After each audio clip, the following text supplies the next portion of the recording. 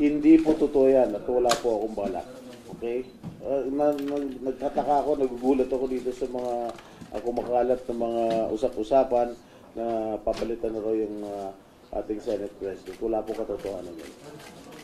Saan nagkaroon ng gano'ng rumors, sir? Hindi ko alam kung saan nanggaling. Nagulat lang ako kanina umaga.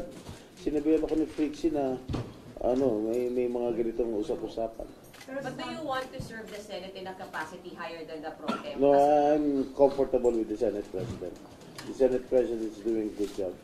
Pero sir, 2 or 3 weeks ago, talaga daw meron. Hindi ako.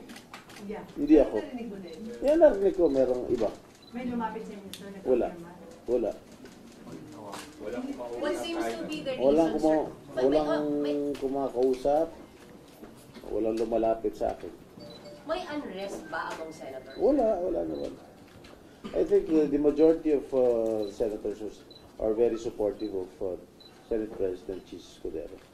Sir, bago mapapansin si SB Waste, ikaw din yung Bago? si SB Waste, ikaw Ah. din yung dati. Tapos ikaw ulit yung na-inform mo yun, sir. Bakit? Katingin mo. Hindi ko alam. Hindi ko alam saan nagagaling yung chismis na. And sir, kasi yung timing, di ba, yung last time, kay SP Cheese, ganito din, Monday, before the recess, umugong, and then nagkapalitan. Nagkataon lang. Ngayon, hindi naman. Oh.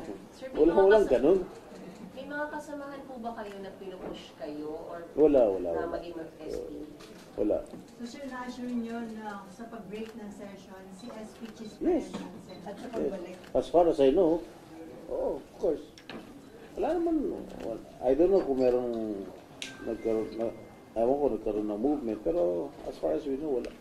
So yung 50 na pumirma dun sa dati kay SP Escudero, nandun pa din. That's what I know. Sir, Walang ganong senaryo. And if ever, sir, magkakaroon ng palitan ba, healthy ba yun para sa Senate na madalas magpalit? Siyempre hindi, dahil maantala naman yung mga legislative agenda natin. Well, in fairness to the Senate President, marami tayong naipasa bago tayo mag-adjourn itong next week. Halos lahat ng mga legislative agenda ng administration ay naipasa naman natin lahat. Hanggat nakikita niyo naman, minsan nag-overtime tayo dito, minsan maabot tayo ng 11 o'clock ng gabi para lang tapusin yung mga dapat tapusin. Pero sir, sakaling may lumapit sa inyo, i-push na kayo, hindi No. niyo tatanggapin. I'm supportive of the leadership of Senate President Escudero.